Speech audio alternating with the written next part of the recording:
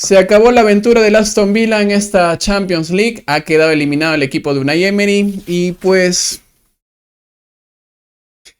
qué penita, de verdad. Porque estuvieron muy cerca de la orilla y no llegaron al final a buen puerto. ¿Cómo está? Mi nombre es Gianfranco Veletich. Estamos en una reacción post partido, analizando en caliente lo que ha sido el triunfazo, de verdad, porque fue un gran triunfo, una gran remontada. Pero no fue la suficiente esta remontada como para terminar de encaminar la llave para el Aston Villa rumbo a semifinales. Finalmente el Paris Saint-Germain es el que se lleva el pase.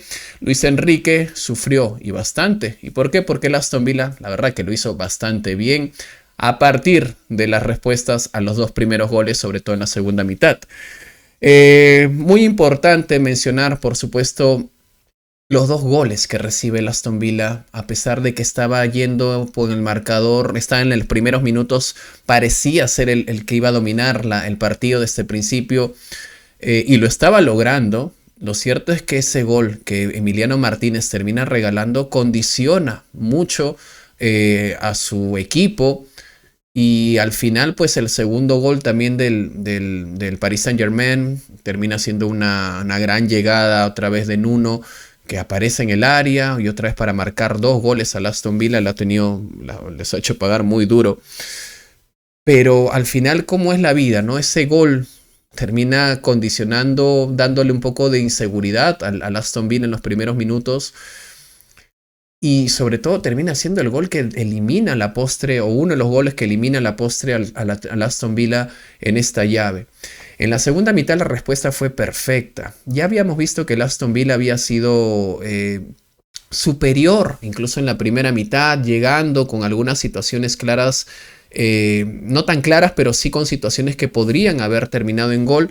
Y producto de ello es que llega el gol de Youri Tielemans, una asistencia de John McGinn para el 1-2 antes de irse al descanso. Pero en la segunda parte ese 1-2 pues se termina convirtiendo en un 3-2. La remontada en el minuto 55 y 57 llega a partir del empuje de John McGinn. Lo que han extrañado a John McGinn en el primer partido, en la ida, porque es un jugador que te empuja, que te lleva, que presiona. Y la verdad es que fue muy, muy bueno lo del Aston Villa en el medio campo, sobre todo con Onana, con Tielemans, con McGinn, para evitar que Vitinha, Joao Neves y Fabián Ruiz, que el partido de ida se habían paseado, sobre todo Vitinha, hizo lo que quiso. En este partido no hizo absolutamente nada. El medio campo del Aston Villa estuvo muy bien para evitar que pueda sentirse cómodo Vitinha, que es por donde pasa el juego del PSG, y eso ahí tendría que apuntarlo el Arsenal o el Real Madrid si acaso se enfrentan al Paris Saint-Germain, cualquiera de los dos. Le cuesta al Paris Saint-Germain, le cuesta construir sin espacios para Vitinha. Es muy importante cubrirlo y pues a partir de ahí parece pasarla mal. A ver, los dos goles son McGinn, el primero, y el segundo es de Henry Konsa, después de un Rashford que había estado cerca ya de anotar otro gol. Donnarumma termina siendo el gran héroe del partido, sobre todo el PSG, pero en general es él el que a partir de sus grandes atajadas en la segunda mitad, en ese trance, en ese periodo del 55 al minuto 60, te diría, 63 como mucho, el Aston Villa estuvo tan cerca, el cabezazo de Youri Tielemans, estuvo tan cerca, pero tan cerca de concretar el empate, y quién sabe, a partir de ese empate ya podía venir la remontada, si no en los 90, en el tiempo extra. Luego me parece que los cambios de Unai Emery terminan quitándole un poco de explosividad, porque entra Asensio por McGinn. Yo sé que McGinn no está al 100%, pero lo mantengo a McGinn, y lo sacó al mismo tiempo que con Onana, pero fue para meter a Ramsey y Asensio, digamos, pues para meter jugadores de mayor vocación ofensiva. Pero es que el dominio y la superioridad del Aston Villa estaba radicando en ese medio campo. Y le quitas el mediocampo, el 66% de los centrocampistas los quitas para poner a otros dos que no venían pues con la misma dinámica. Me parece que el cambio de Unai Emery termina siendo contraproducente para su equipo. El PSG llega a algunas ocasiones porque el Aston Villa estaba muy volcado adelante. Luego entran Oli Watkins, Ian Madsen. Ian Madsen entra bien, me parece que controla mejor la zona izquierda. Estaba pasando algunos apuros en esa parte, sobre todo en el tramo final. Y finalmente el cambio de Ross Barkley por Tielemans ya sobre el final, pues poco efecto o ningún efecto termina surtiendo. De verdad que me quito el sombrero con el Aston Villa de Unai Emery. Yo pensé que estaba ya completamente sentenciada la llave cuando estaban con 2 goles en contra, porque ya venían con la desventaja y lo más importante para Unai parecía mantener el arco en cero en los primeros minutos. Y cuando le cae el primero y le cae el segundo, no vi ningún tipo de posibilidad. Y es que tengo que entender que esto no es la Premier League. Que últimamente en la Premier League ya no estamos viendo este tipo de remontadas de 3 goles, 4 goles, porque simplemente el fútbol en la Premier League se ha vuelto muy mecanizado, pragmático, cerrado, con un equipo dedicado a defender y el otro a atacar, y con producción de goles muy baja comparados a otras temporadas anteriores, cuando sabíamos que la Premier League te podía dar una remontada de 4-0 a 5-4, de 3-0 a 4-3. Hoy eso no sucede.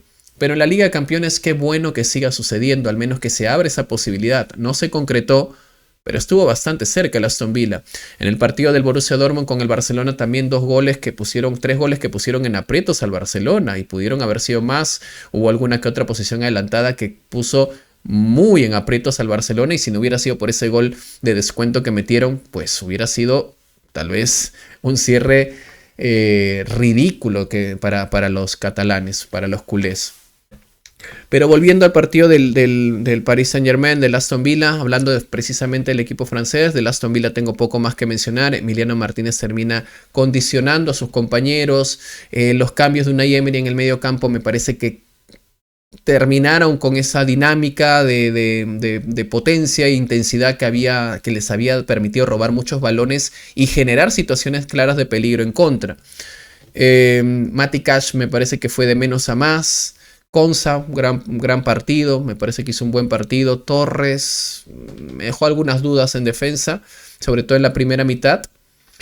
Y después creo que poco más hay que mencionar el Aston Villa. Dignísima presentación. Está en una temporada muy complicada para ellos porque tenían que a diferencia de Newcastle, hacer un buen papel en Champions. Y también tenían que mantener su nivel en la Premier League porque sabían que es el camino más seguro para volver a Champions. La otra opción era ser campeones de la Liga de la Champions y pues eso estaba muy difícil, ¿no? Es una tarea muy complicada. Así que bien por el Aston Villa. Se enfrenta ahora al Newcastle, se enfrenta al Manchester City, rivales directos por por los puestos de Champions. Y aquí es donde viene la etapa de Unai Emery donde suelen sus equipos pinchar, ¿no? Están cerca de saborear la gloria y no lo logran. El día de hoy, por ejemplo, lo estuvo. Y ahora veremos si logra consolidar su clasificación a Champions nuevamente por segunda temporada consecutiva por la vía de la Premier League, lo cual haría que la temporada del Aston Villa sea mejor inclusive que la anterior, porque en esta ha estado compitiendo en Europa y ha llegado hasta los cuartos de final y estuvo a nada de llegar a semifinales. Del PSG, pues decir que el día de hoy me dejó muchas preguntas, ¿no? ¿Dónde está ese PSG que defendió tan bien contra el Liverpool? ¿Dónde está el PSG que desde la segunda mitad, sobre todo del partido anterior, dominó por completo al Aston Villa y lo hizo parecer un equipo muy limitado? No lo vimos hoy. Hoy no lo vimos. Hoy de verdad el medio campo, Vitinha un partido flojísimo. Un Vitinha que había sido de los más destacados en la ida. Hoy un partido discreto. Nunca conectó con Joe Neves. Fabián Ruiz lo mismo, aislados uno del otro. Y eso es producto del buen trabajo de Unai para evitar esa conexión. Dembélé, o sea, cuando a Dembélé se le necesita, no lo llames. Y cuando no lo necesitas tanto, aparece. Pero cuando lo necesitas, no lo llames. El chico para definir es muy limitado. Es muy limitado. Qué partido para horrible el de Barcolá. Desiré Doué entró muy frío. Nada. Nuno Méndez dejando muchos espacios. Sí, hoy metió gol, pero los huecos que dejaba, madrecita. Si Morgan Rogers hubiera estado mucho más incisivo y claro para definir, hubieran podido aprovechar mejor esos espacios para definir o asistir.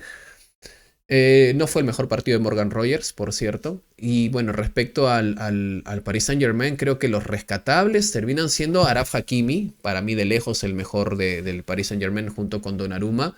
Incluso te diría, no, lo de Donnarumma fue más importante, pero Achraf Hakimi estuvo muy, muy bien cubriendo su banda y además atacando, generando peligro y evitando que el rival se te vuelque tanto al ataque.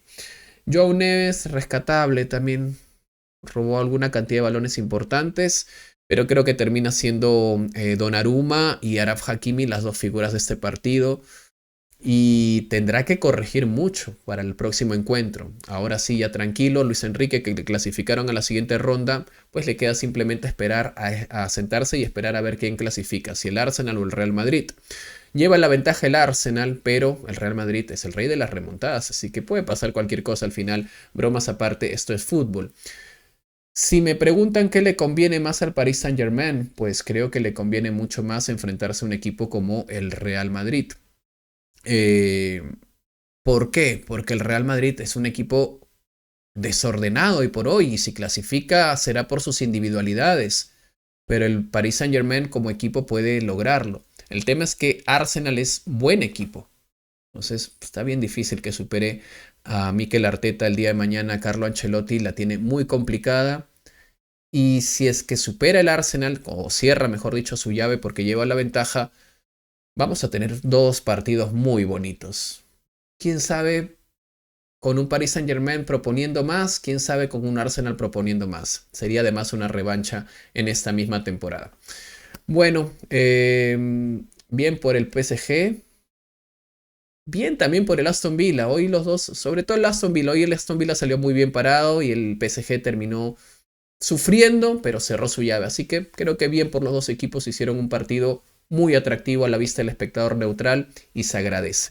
Gracias muchachos, nos vemos. Leo sus comentarios. ¿Creen que fue justo la eliminación del Aston Villa? ¿Qué creen que le convenga al Paris Saint-Germain? ¿El Arsenal o el Real Madrid? ¿Y quién creen que pase? Ahí nos vemos. Chao.